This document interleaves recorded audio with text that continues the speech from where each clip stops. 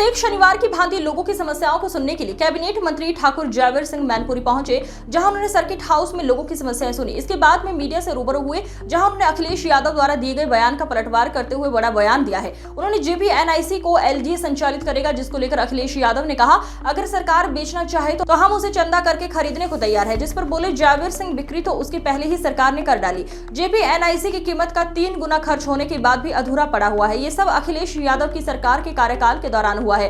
कितनी बड़ी विडंबना है जो प्रोजेक्ट की कीमत की 3 गुना व्यय होने के बाद भी पूर्व सरकार के कार्यकाल में अधूरा रहा और उसका 3 गुना भुगतान निकलने का कार्य किया गया। उसी की जांच में ये समय लगा। प्रदेश का रुपया था, टैक्स पेयर का रुपया था, इसलिए अब उसको हम लोगों ने लखनऊ विकास प्राधिकरण से कार्य को पूर्ण करते हुए प्रदाता के बाद उसका अनुरक्षण, रखरखाव और संरक्षण के लिए लखनऊ विकास प्राधिकरण को सौंपने का काम किया है। ये भी किया गया है कि जो भी समाजवादी पार्टी उसे प्रॉपर्टी को जो ये कह रहे हैं अखिलेश जी हमें बेच दे, वो उन्होंने पहले ही ले लिया था और जो उन्होंने कमेटी बनाई थी उस कमेटी को खत्म करते हुए लखनऊ विकास प्राधिकरण उसका संरक्षण, रखरखाव और देखरेख करेगा।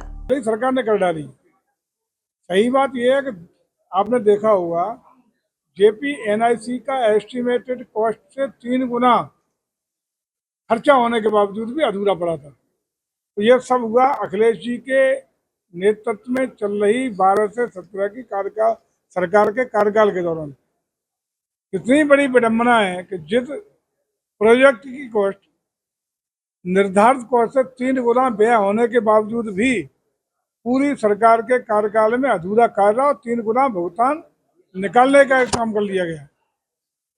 उसी की जांच में यह समय लगा और सारी चीजें, जो प्रदेश का रुपया जनता का रुपया था, टैक्सेशन का रुपया था, इसलिए अब उसको हम लोगों ने लखनऊ विकास प्राधिकरण को अधूरे कार्य को पूर्ण कराते हुए पूर्णता के बाद उसका अनुरक्षण और रखरखाव और संरक्षण और कार्य उसके लिए पूरा देखरेख के लिए और संचालन के लिए, प्रबंधन के संचालन के लिए लखनऊ विकास प्राधिकरण को उसको सौंपने का काम किया गया है।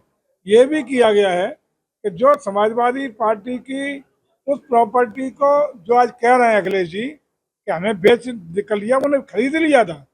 अपनी जेबी जो कमेटी बनाई थी उसको, उस कमेटी को भी पूरी तरह अलग करते हुए, भंग करते हुए, नष्ट करते हुए अब लखनऊ विकास प्राधिकरण उसका संरक्षण, रखरखाव और देखरेख करेगा।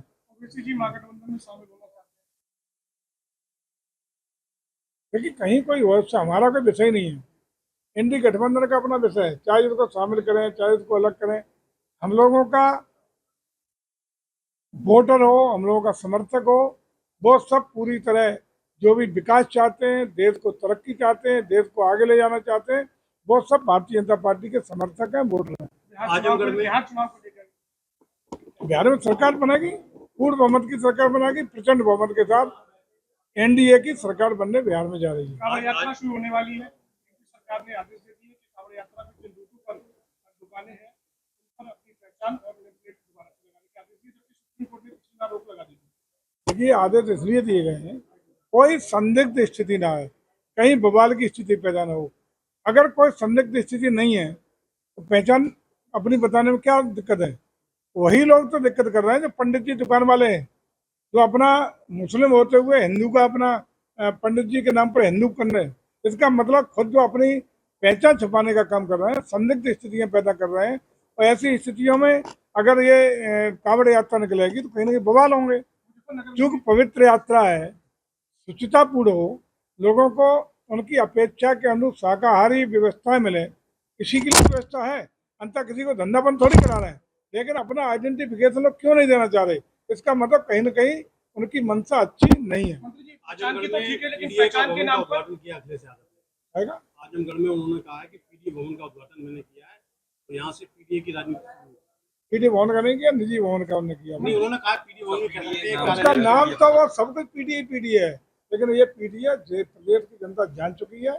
उनका पीडीए पूरी तरह विफल हुआ है और आगे भी पूरी तरह पीडीए विफल रहेगा। क्योंकि पीडीए लोगों ने डावा में देख लिया, पीडीए रोज देख रहे हैं। पीडीए का परिणाम क्या है? उनका असली पीडीए यही है, परिवार डेवलपमेंट अथॉरिटी, जो 12 से 17 के बीच में प्रदेश की जनता ने झेला है।